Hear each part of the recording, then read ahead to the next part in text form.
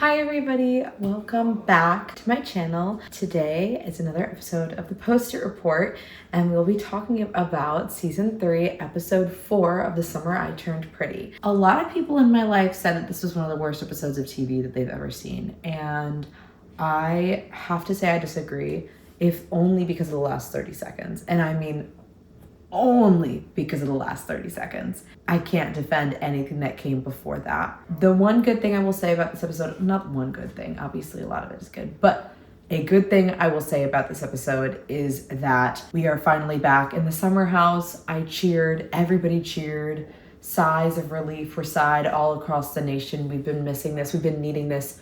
We are a nation in desperate, dire times, and we need our summer house more than ever. We do. And we finally came back to Cousins Beach. We came back to that summer house. The buzz I felt when we saw that, unmatched by anything. I love that summer house. That summer house is my life. Okay, to begin this episode, we see Belly in her little work getup, and she's on the phone with Jer, and she's talking about how much she just hates her job, whatever. She's in her working girl era, and I love that for her. She's trying to make her money to pay for her wedding, which, girl, what about money to pay off your student loan debts because you're still a student? What about that? Let's think about that maybe. All I could think when she was on the phone with Jeremiah, and Jeremiah sings happy birthday to you, whatever, to her while she's on the phone. And all I can think of is how much it reminds me of that scene from Ginny and Georgia when the boy calls and he's like, happy Friday, it's Friday, happy Friday. You know, it's so bad. As we're seeing this, in the background on her wall is the rainbow feather boa from her and Conrad's This Is 100% Your Look, Connie Baby, from that interaction, is on her wall behind her. Conrad is always present. Conrad is always there. Yes, he is. He is. He's haunting the narrative. Call him Lucy Gray Baird, the way he haunts this narrative. While Belly is on the phone with him, she brings him over to her dresser as they're still chit-chatting, and you can see on her dresser she has a bunch of photos on her vanity, and one of the photos in there is a photo of her and Conrad. A selfie of her and Conrad. Girl! I don't know about you, but if I were to break up with my boyfriend, I would not keep a picture of him on my vanity 3 years later. Even if he was my brother-in-law, because at that point you haven't even seen him in, I don't know, 3 years. So like, I don't know. I wouldn't have that there. Unless I was still in love with him. So, as we said, Belly's in her working girl era and Jeremiah is in his Nepo baby era. He's working at his father's company. Yes, just like I predicted. I'm so smart. When they're on the phone, Jeremiah says Belly looks older and wiser. Older and wiser. Lizzie McAlpine, you are everywhere. Her influence is everywhere. Yes. Love her. Love the album. 10 out of 10. No notes. But from this phone call, we basically learn it's 6 weeks to the wedding. Belly's parents still aren't on board. Jeremiah's parents still aren't on board. That's the gist of it. And they're just going to make money until they get to the wedding and then spend it all. We'll see.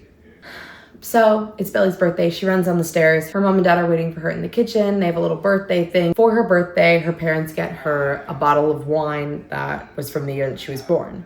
Now, all I can say is that in the promos, there's a scene of her and Conrad drinking a wine that looks like the same bottle. Yeah, it looks like that bottle. It does.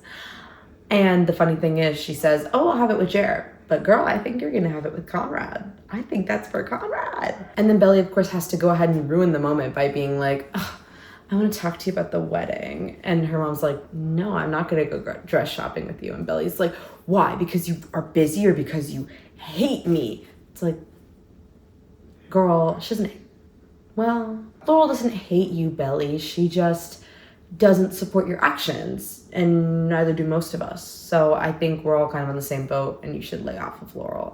And that takes a lot for me to be saying to lay off of Laurel, because I tend to really not be a Laurel fan. And her dad just seems so sad when she runs away, and it's just like, bro, John is doing his best to hold this family together, and they're divorced. It's crazy. So we cut to Jeremiah, and he's at work with his dad, and he's giving his dad his coffees or whatever. And Jeremiah decides that this is the right time to start bringing up wedding things. And his dad obviously clears it. He's like, you're at work. What are you doing? Why are we talking about the wedding? Go put in the lunch order. Which, yeah, he said, you may be a Nepo baby, but I'm not treating you like anything other than a menial intern. Which is just wonderful, because I think Jeremiah needs to be humble a little bit. Also, something to note is that we see this woman delegating all these tasks to Jeremiah and Stephen and Denise and all the other staffers at the company. And Jeremiah refers to her as Kaylee. And that's interesting because, as we all know, Adam Fisher cheated on Susanna with his secretary. And we come to find out throughout the series that the name of the secretary that he cheated with was Kaylee.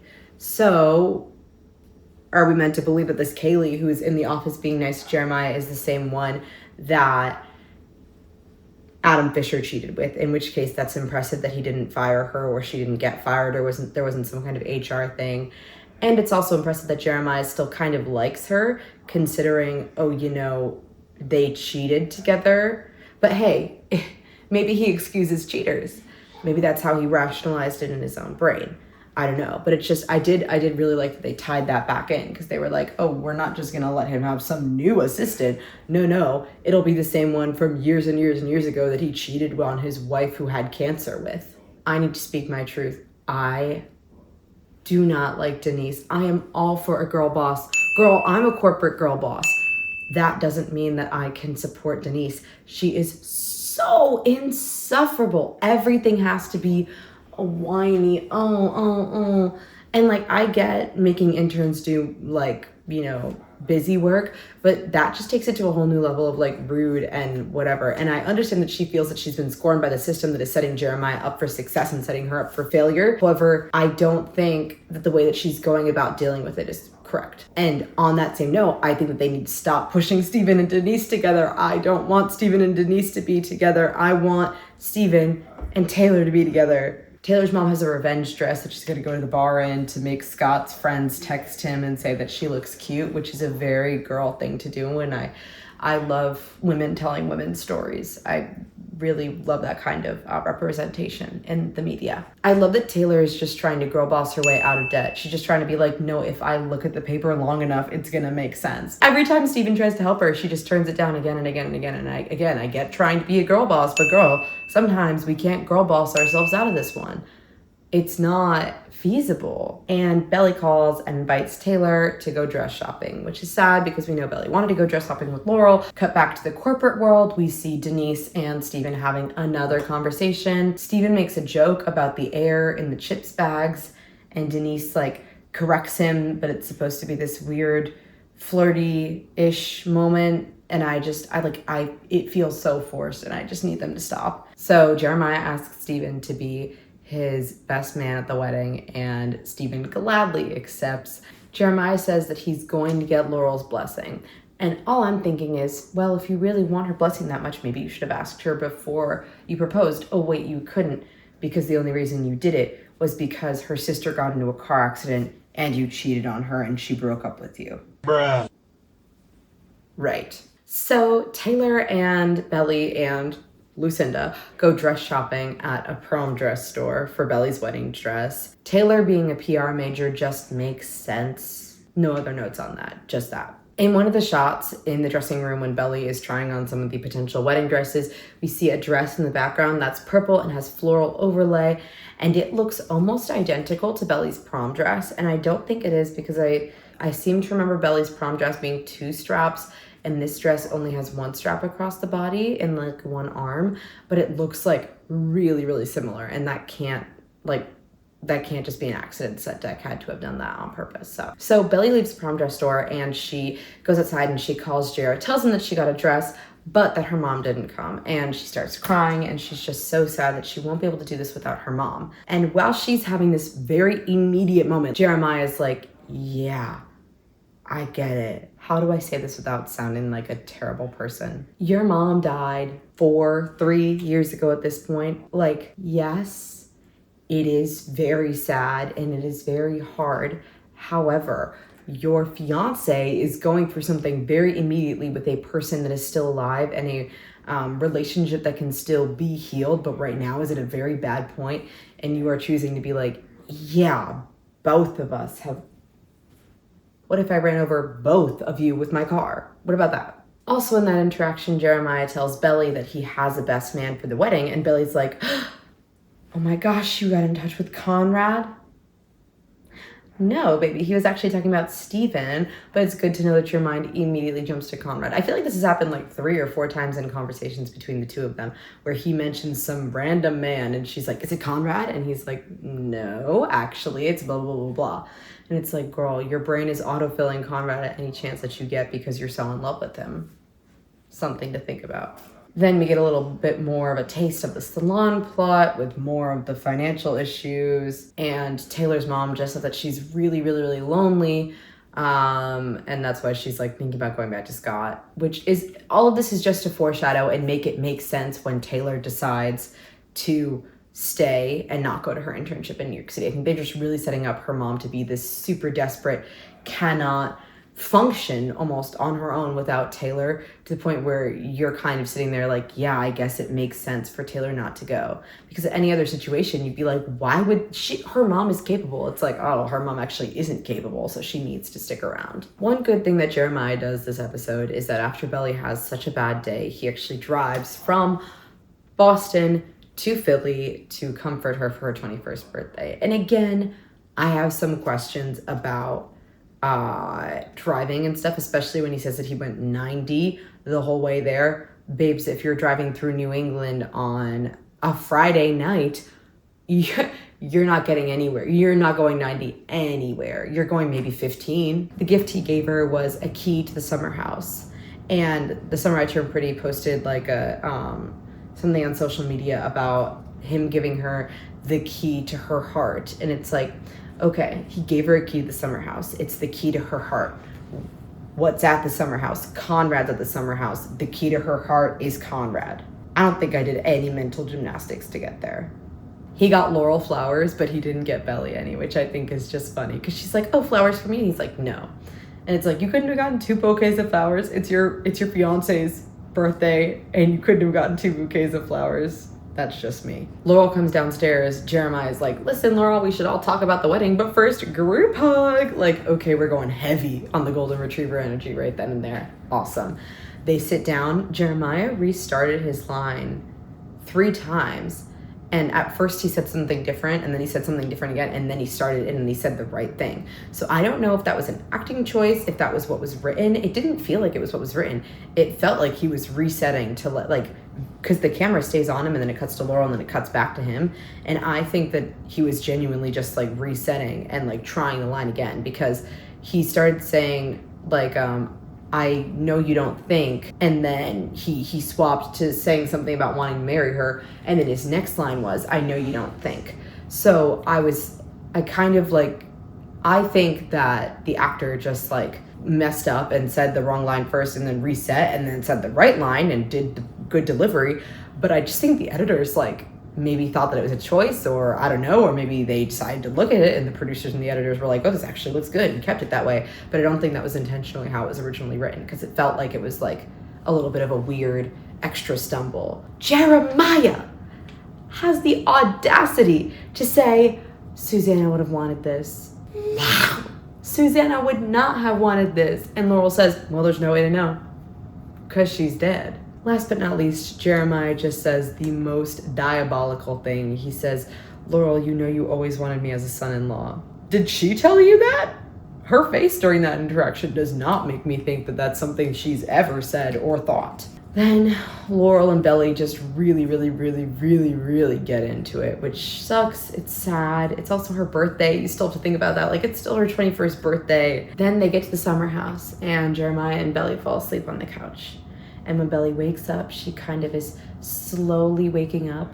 It's almost giving whatever Conrad said about slowly waking up and not realizing you're awake, and then suddenly you're awake, when he was talking to Agnes about falling in love. That's kind of what this scene a little bit reminds me of. And Belly genuinely doesn't believe her eyes when she sees Conrad there.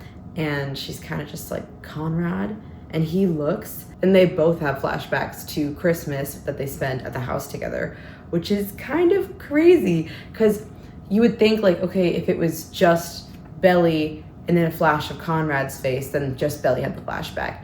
But then Conrad also has a flash of Belly's face, and it's like, oh, so they both remembered the same thing from the last time they were there, which is just diabolical. She literally thinks she's dreaming when she sees him. And I would like to point out that behind Conrad, there is a painting of a man that looks almost identical to Conrad. It's the back of a man though, so like what can you really tell? But like same haircut, same type of build.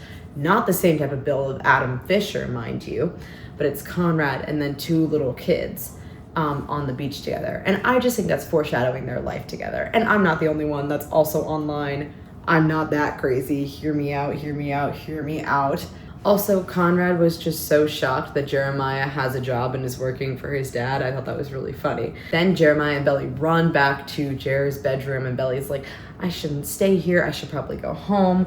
All these things. And Jeremiah's like, why? There's no problem. Because Jeremiah doesn't even think Conrad is a threat to him, which is just so funny because it's like, you don't even know the half of it, baby. You don't even know the half of it. At least you're secured. Like, there's something to be said for being that secure. And Belly really just doesn't want to stay with him, which is giving, I can't stay with him because I know I'll act on my feelings. Jeremiah's room is also painted like a goldish color, which is just adding on to his golden retriever gold love with Belly vibes. Conrad goes out on a run and finds out through Agnes that he has gotten the job at the lab that he wanted, which is awesome. Yay, Conrad. We take these small wins where we can because us Conrad girls are in the trenches most of the time. Then Conrad gets back from his run and Jeremiah kind of like forces him to go out surfing. I don't know, that scene gave me weird vibes. Like it was just giving manipulation, like I'm just gonna push you around type. Like you obviously didn't want to go surfing with Jer, but Jer was like, why does no one ever want to play with me? Or whatever he says, like a freak. So they go out surfing, and I'm just kind of confused as to why Jeremiah thought Conrad would say yes to being his best man at his wedding with his ex-girlfriend. I don't understand why Jeremiah doesn't understand that Conrad would not want to do that, because he gets all pissed off at Conrad for not wanting to be a best man. And it's like, not only is that a bad decision, just number one, like on its own, but it's also a bad decision because he used to date the girl that you're getting married to. That would be so messy. After Conrad turns down Jeremiah for being his best man, Jeremiah swims away all in a huff, and Conrad just slaps the water. And in that moment, when reading the books, Conrad says something along the lines of, he's marrying my girl and there was nothing that I could do about it. That voiceover doesn't happen because this isn't a Conrad narrated episode, but just know that that's the kind of inner monologue that is playing while these scenes are happening, which is just like, makes me even more interested to see if we'll go back in time for Conrad's point of view episode that's coming out. Jeremiah storms back in after their little tiff on the water, and Belly is swimming in the pool at the summer house. And can I just tell you, like, the happiness, the joy that I experienced seeing Belly at the summer house swimming. Like, I don't know what it was about it. It just transported me back to the first time that I saw, like, those season 1 episodes, and I was just like, yes, this is my summer show. This is my angsty teen drama love triangle summer show. I just love this show. I love a love triangle show. I love a summer drama. It's like all my favorite things. I love a cheesy, corny, funny, silly love show, and that's like what this is to a T. I just love this show. And then Belly goes on and starts making fun of Conrad, and he's like, oh, I go to Stanford Medical School. Yeah, he does. You want to think about what you're mocking him for? You're mocking him for going to Stanford Medical School? Girl, make it make sense. Belly's in a red bathing suit during this scene. Hints of red are starting to bleed back into her life because Conrad is red and red is her true love. Guys, when you are watching, you have to look out for the red notes in all these scene compositions, in her outfits, in everything, because it's so important to the storytelling. It is. Also, Belly just randomly texts her dad like, hey, sorry for running away. Imagine that's how you find out that your daughter ran away. Because then in the next scene, we find out that he didn't know. Laurel just forgot to tell him because she didn't think it was a big deal. Imagine that's how you find out that your daughter ran away. Like, oh my gosh, I would be so mad. So yeah, I just don't understand why Laurel didn't tell John. But John, last week I stood on your honor. I came to your defenses. I let the world know what your name actually was. And now I think I'm gonna start calling you Belly's dad again, because why are you telling Laurel you'll be at the wedding? John, I get where you're coming from, but just don't. Just stop. I was defending you, and now I have to go back on what I said. An important note on Laurel here, she says that she doesn't want Belly to lose herself because Laurel lost herself by marrying John that young and having kids that young. And that's her main fear for Belly in marrying this young. And I do think that's important because at the end of the episode, we see Belly decides to not go to Paris. That's already losing a main part of herself. Like, that's something that she's always wanted to do. She's always wanted to go to Paris. She's always wanted to, do the abroad thing. It just felt like she was saying it to see if Jeremiah would say that he didn't want her to go. So it seems that what Laurel fears for Belly is already starting to come true, which really sucks. And let me be clear. I would not support Belly and Conrad getting married right now in her life either. I think that she needs to be who she is and do her thing and figure out whatever it is that Belly is and then come back. And I want her to be with Conrad. I do. And she can date Conrad when she's in college. But I think that equally she would probably lose a little bit of herself if she was in a relationship with Conrad right now. So I just don't think it's a good idea for her to get married right now. And, it's not to say that nobody can get married at age 21. Just specifically, Belly seems to be having some kind of identity issues that she needs to resolve prior to getting married. Then Jeremiah and Belly get drunk and watch a movie in a pool together. Belly and Jer start talking about how ridiculous and ridiculous and ridiculous their relationship is, mocking Conrad. It's just giving the lyrics to Taylor Swift's chart-topping hit, Gorgeous. You should take it as a compliment that I got drunk and made fun of the way that you talked. It's also just so sad that he hears them do that and he's just sitting there and he books his flight home because he just feels so sad and I just feel bad for this poor guy.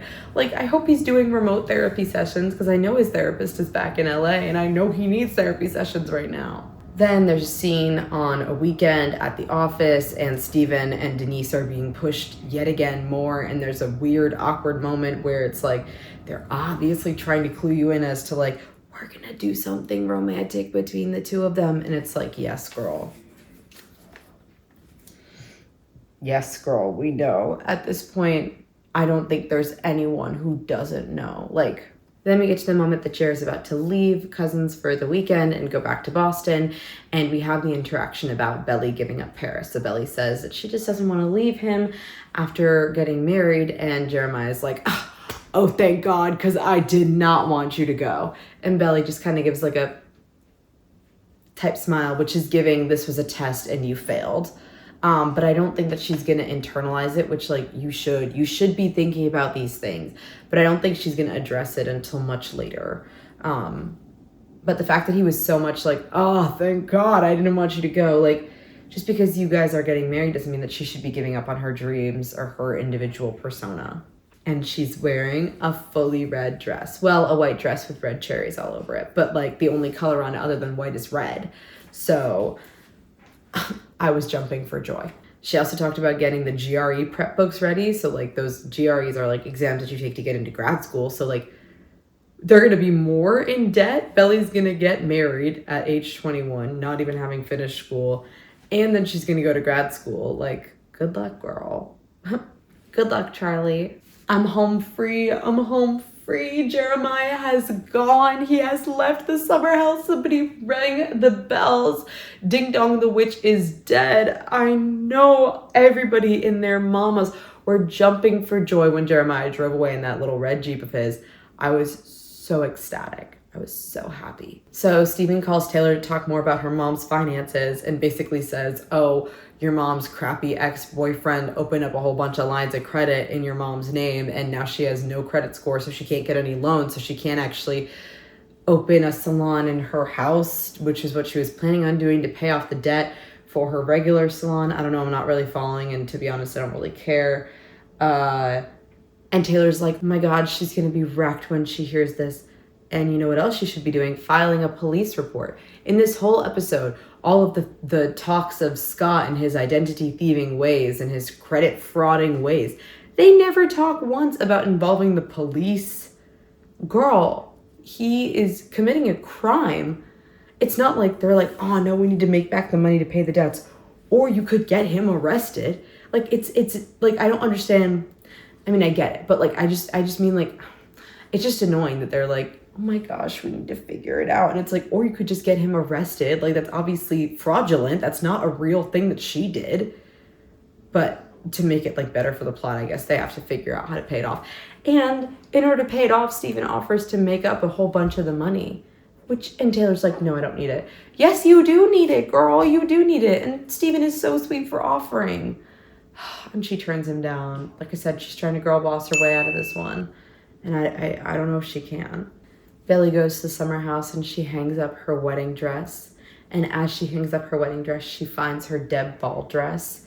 They're coming full circle. It does really feel like we've grown up with Belly and the summer house kids. And it's just like, I feel so deeply connected to them, as does everybody else who loves this show so much. So it's just so sweet to see all those full circle moments and her talking about how much, she loved that dress and everything is so sweet. Then we have the most devastating flashback to Belly getting her new room in the summer house, and there's a giraffe in there, and I actually have that giraffe stuffed animal doll. It's like this tall. I have one of those.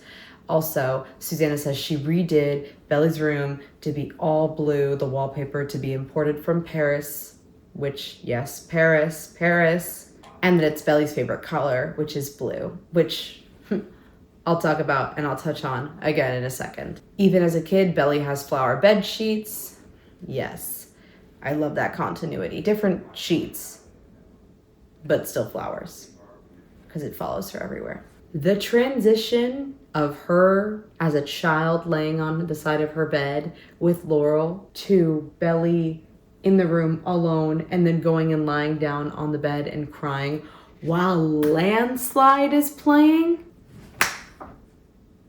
Pack it up. We're heading out.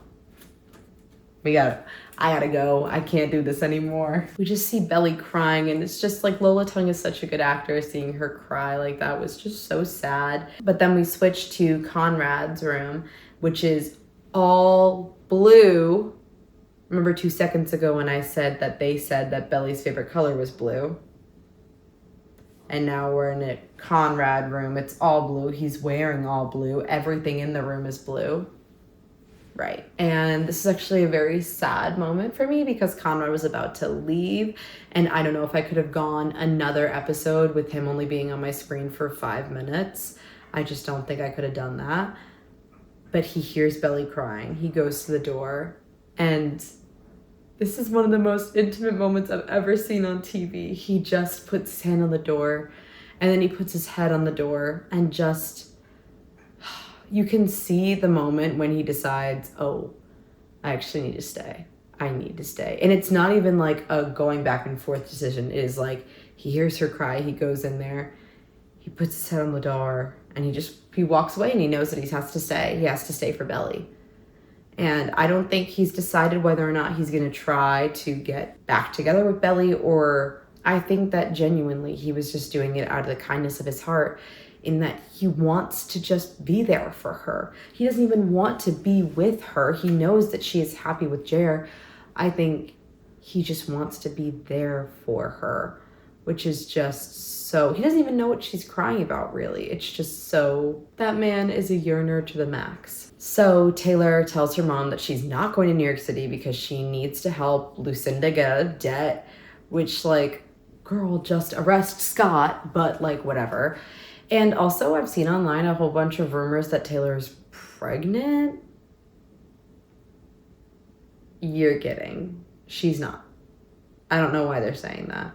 They said something about a shot of her stomach in this scene. Girl, I don't know what these people are on about. So, Taylor's not going to New York City. Belly's not going to Paris. What's going on? The girls need to travel. Why are we staying in Philly? What's going on? Well, Philly and cousins, but like... So post-cry sesh, Belly gets some text on her phone from Jeremiah, which has a flower phone case, by the way. I don't know if I mentioned that before, but it does have a flower phone case. And her current her current sheets on her bed have floral patterns. Not the pillows, but the sheets do. And her text from Jeremiah read that Conrad has agreed to be his best man, which, Conrad, you are a stronger man than I am, because I could never do that. And she just jumped for joy, and she ran down those stairs to go say Conrad and to thank him. And she does. And he's standing there washing dishes, which we come to find out are the dishes that he used to make the muffins that he makes for her birthday, which he bakes, and he immediately washes the dishware that he used to bake. Oh my gosh. Like, that's one of the most attractive things I've ever seen on TV. I also just thought his dialogue and his acting in this scene was really good when he was talking about the bachelor party and not wanting to die yet and all those things. I just like, that felt very organic and real, and I don't know, I really enjoyed that. And Conrad says that she's ridiculously welcome for something, I can't even remember what, but like, I just think it's so silly that he's like, all right, okay, I see your joke and I raise you, I'm aware of the joke, which no longer makes it funny. And Conrad also tells Belly that he thinks it's good that her and Jer are together. Me when I lie. Me when I'm a liar and I lie to people. Me when I'm a liar and I lie and I say that I think Jer and Belly are a good idea. Then they started playing Haley's Comet by Billie Eilish. Now, Haley's Comet is a very special song to me. It is one of the most special songs to me. And it was evil of them to put that in there. Because Haley's Comet comes around more than I do. I feel more and more like I was made for you. I'm gonna cry. I love that song. It's just so sad because he's like, I'm so rarely vulnerable. I never like people. I never come around for people. And here I am again for you. He made her muffins for her birthday. How sweet. You remembered? I always remember. Conrad always remembers. For you, Belly, you are his weakness. She says he's cold-hearted, and he says, maybe for everyone else, not for you. She ran up and hugged him and like, oh my God. I rarely felt more joy than that. That was so special and so important to me. It really, really was. And that hug lingered. That hug lingered for a long time. They were sat there, and maybe it's just because they gave us the different camera angles, but it felt like a long hug. And then to switch and have Conrad's voiceover. What have I done? I'm seated. I'm so seated. The episode isn't even out yet. I'm sat there on my couch waiting. I'm waiting for this episode. Oh my gosh. The fact that we are now, for this next episode, gonna get his point of view and his narration, and it's directed by Jenny Han, writer of the books. We're in for a treat. We are in for a feast. This is gonna be amazing.